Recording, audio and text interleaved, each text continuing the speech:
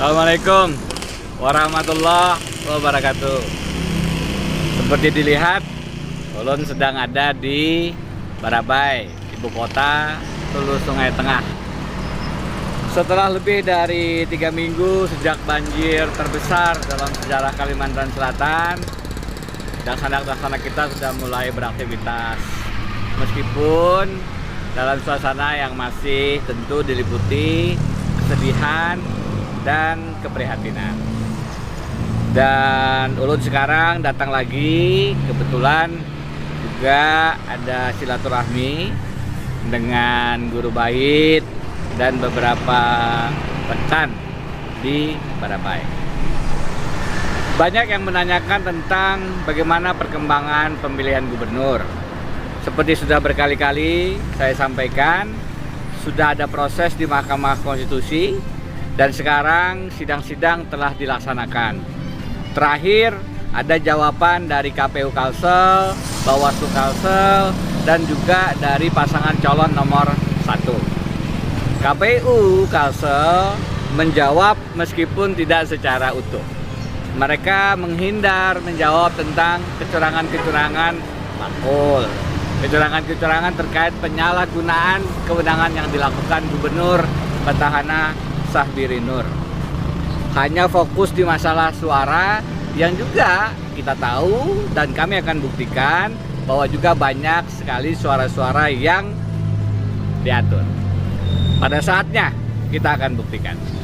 Bawaslu keterangannya seperti telah disampaikan di hadapan sidang, majelis hakim juga mempertanyakan karena jawaban-jawaban dan keterangannya diberikan secara tidak profesional.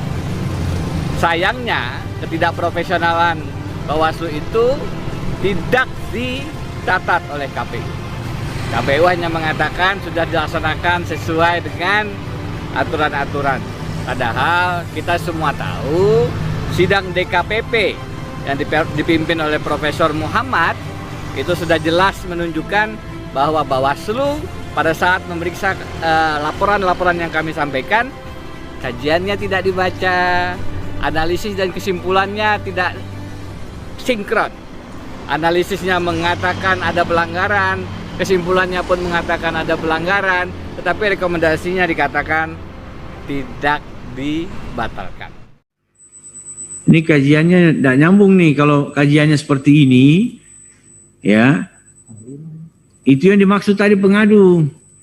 Dan sedikit dari saksi kedua, Anda di bagian kajian atas itu mengatakan terpenuhi unsur, kesimpulannya tidak memenuhi unsur. Yang lebih fatal lagi, putusan atau kajian untuk laporan yang sama ada 2. Bayangkan kalau ada satu putusan pengadilan untuk perkara yang sama, ada 2 putusannya. Itu yang terjadi. Dan hal demikian tidak kemudian dianggap suatu hal yang masalah oleh kuasa hukum KPU Kalimantan Selatan. Bagaimana dengan pasangan calon nomor 1? Buka saja videonya. Bagaimana hakim mengatakan, ini keterangan saja harusnya, bukan kemudian mengatakan hal-hal yang sudah menjadi porsi dari termohon. Apa itu termohon? KPU Kalimantan Selatan. Nah, sebenarnya kalau mau fair dan sportif, dia menjelaskan saja bagaimana proses pemilihan yang terjadi di sana itu. Tidak perlu harus mengajukan eksepsi, bukan kewenangan, itu sebenarnya bukan porsinya pihak terkait sebenarnya. Hari ini saya di Barabai, kembali saya mendapatkan banyak informasi. Di Barabai, Hulu Sungai Tengah, kita menang. Pasangan calon Denny Diffri memenangkan suara. Banyak yang menanyakan kenapa kemudian tetap minta pengulangan. Karena suara tidak sahnya sangat besar. Suara tidak sah pasangan Bupati 5 pasang itu hanya 8 ribuan. Pasangan calon gubernur hanya ada 21.000 suara tidak sah. Suara tidak sah ini luar biasa. Secara provinsi lebih dari 144.000 suara tidak sah. Ini satu hal yang di luar kewajaran. Karena itu untuk Dangsana Hulu Sungai Tengah kita akan membongkar. Kita sudah mendapatkan datanya, kita sudah mendapatkan informasinya, kita sudah mendapatkan orang-orang yang mengatakan ada sesuatu memang di balik angka suara tidak sah itu. Apa sesuatu itu? Apa buktinya? Siapa saksinya? Di Kabupaten Banjar, di Hulu Sungai Tengah, di Kabupaten Batola, di Binuang Tapin, di Banjarmasin Selatan. 5 wilayah yang kami minta diadakan pemungutan suara ulang. Tunggu tanggal mainnya. Yang pasti, yang pertama kita mintakan adalah pasangan calon nomor 1 memang dibatalkan karena berbagai kecurangan yang sudah jelas, sudah nyata. Kalau dikatakan Bawaslu tidak ada, silakan tonton videonya.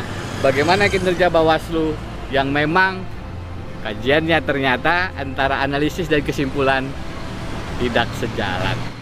Apakah ini kajian yang saudara buat ini, yang saudara teken ini 101 halaman ini dibaca oleh 4 anggota lain sebelum saudara tanda tangan? Jawab jujur. Iya, Yang Mulia. Jadi waktu itu kami melakukan ekspos proses penanganan. Lalu kemudian Saya tidak tanya, ini hasil kajian ini. Saya tanya masing-masing ya, dijawab. Saudara teradu 1, apakah Anda membaca ini kajian dari Koordinator Penanganan Pelanggaran? Jawab jujur, kalau saudara ketahuan tidak jujur, saya bisa pecat saudara.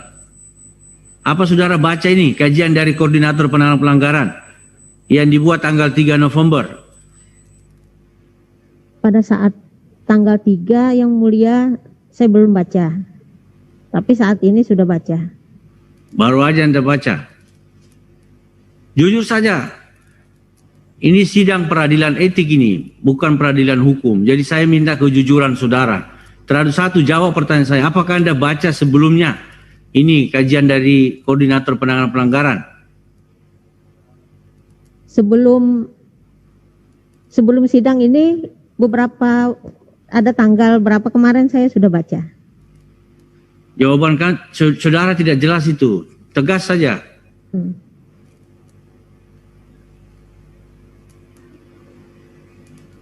Dibaca tidak kajiannya Koordinator Penanganan Pelanggaran ini yang tertanggal 3 November? Saat ini iya. Sebelumnya? Belum. Belum. Teradu 2? Belum, Yang Mulia. Teradu 3? belum, Yang Mulia. Teradu 5?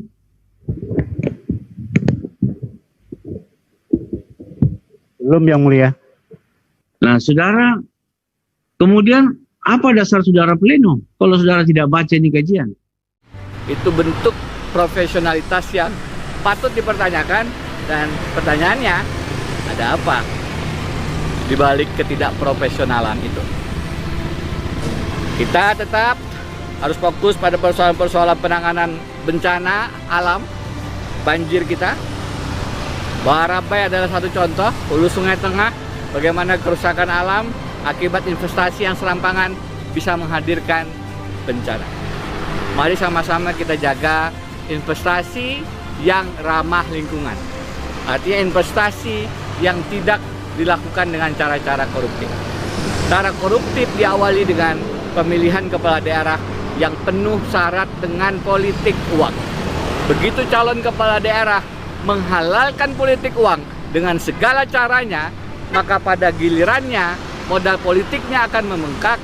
Itulah yang menghadirkan praktek-praktek korupsi, termasuk menjual izin, menjual lisensi tambang, menjual lahan perkebunan, dan segala macam investasi yang sifatnya akhirnya koruptif.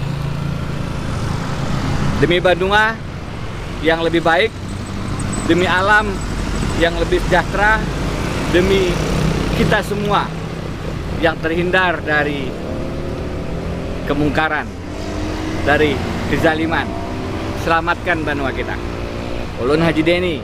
Assalamualaikum warahmatullahi wabarakatuh.